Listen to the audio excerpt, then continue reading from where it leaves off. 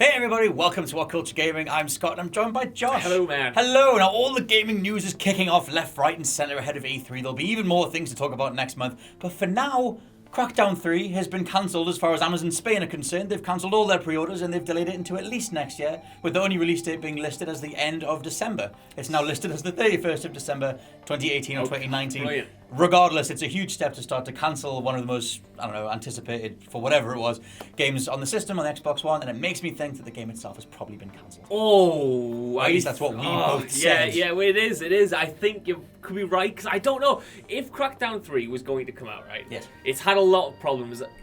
Microsoft would have just pushed it out by now. They need something out. So it's either they're really, really taking the time to tweak this and making it right, or just quietly hoping people forget about it. I think it's one of those things where, as much as I refer to it as a highly anticipated game, mainly because the Xbox's rollout, there just isn't very much. Sea of Thieves kind of just didn't really do anything. And I don't even think what the hell the last thing was that came out on Xbox One that sort of generated State of Decay 2. State of Decay 2 made such a little impact that I couldn't even remember it for a second there. But it's one of those things where going into E3, obviously they have their Microsoft conference and you'd assume that Crackdown was going to make this grandiose reappearance. Yes. It's fully formed, it's ready to come out, it's going to have all these dynamic multiplayer things and all this shared carnage stuff, all the things that they originally pitched to us about 3 years ago. And this is just the complete opposite. Now I kind of think...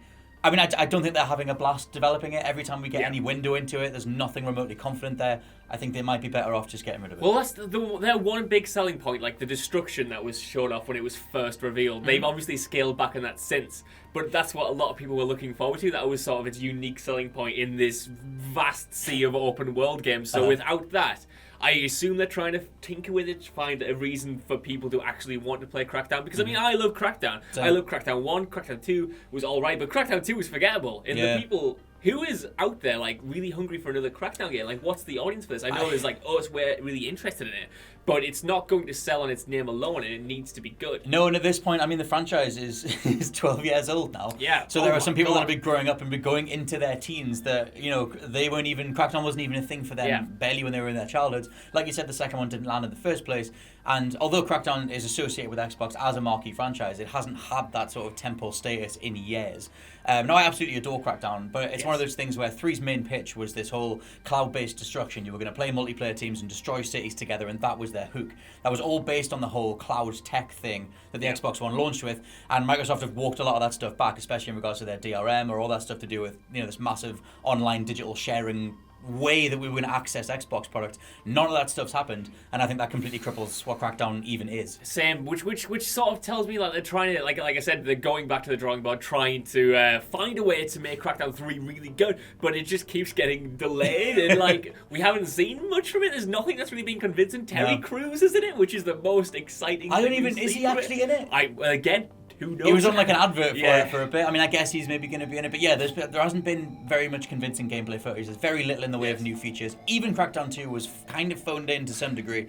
And it's only really talked about because it's something on the docket. Exactly. Well, that's really frustrating to see, because I know on the channel I get sort of pegged as this Sony fanboy and stuff. But I loved the Xbox 360. I loved Crackdown. Yes. And I want to see Crackdown rise from the ashes and really wow us.